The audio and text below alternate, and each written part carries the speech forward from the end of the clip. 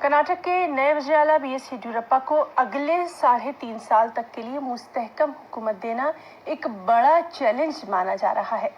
वजारतों की तकसीम से लेकर ज़िमनी इंतखाबात में जीत और खुद उनकी उम्र जैसे कई एक बड़े मसाइल येडियूरप्पा के सामने सर उठाए खड़े हैं।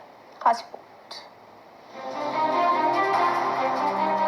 BS येडियूरप्पा को चौथी बार कर्नाटक का वज़ीर आला बनने का एजाज हासिल हुआ है, लेकिन सवाल ये है कि क्या इस बार भी वो ओहदे को पाए तकमील तक पहुंचा पाएंगे या फिर माजी की तरह दरमियान में ही कुर्सी खाली करेंगे।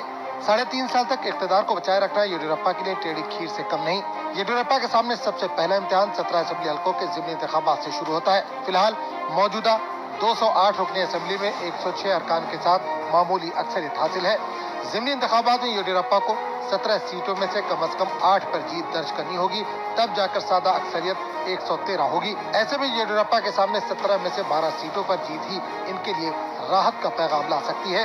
येडियूरप्पा साहब की नई हुकूमत को बहुत बड़े चैलेंजेस हैं। उसमें सबसे बड़ा चैलेंज एक माशी महाज पर है, इसलिए कि व्यवस्था हुकूमत ने बहुत ज़्यादा किसानों की मदद करके ख़जाने को खाली कर दिया, उस पर बोझ डाला है। तो और येडियूरप्पा साहब भी ये ऐलान कर चुके हैं कि हर किसान को 4,000 रुपये सालाना जो है वो अदा करेंगे माशी तौर पर, और दीगर इसके बाद भी उन्होंने अपने गुज़िश्ता के मंशूर में उन्होंने लिखा है, कहा है। बीजेपी के मार्गदर्शक मंडल की तलवार भी येडियूरप्पा की गर्दन पर लटक रही है। इसके अलावा काबीना की तश्कील, रद्दोबदल, तोसी जैसे मामले भी नए वज़ीर आला के लिए दर्द सर बने हुए हैं।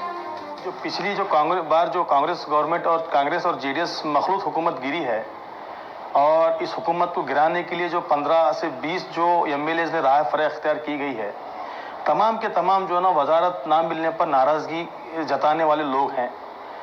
अब वो डिस्क्वालीफाइड हुए हैं, ये अलग बात है। फिर उसके बाद जो ना उनको जो ना उनकी जो कमिटमेंट्स हैं उनको पूरे करना, फिर अपनी ही पार्टी के अंदर वजारत की पूरी तकमील करना, ये बहुत बड़ा मुश्किल जो अमल है।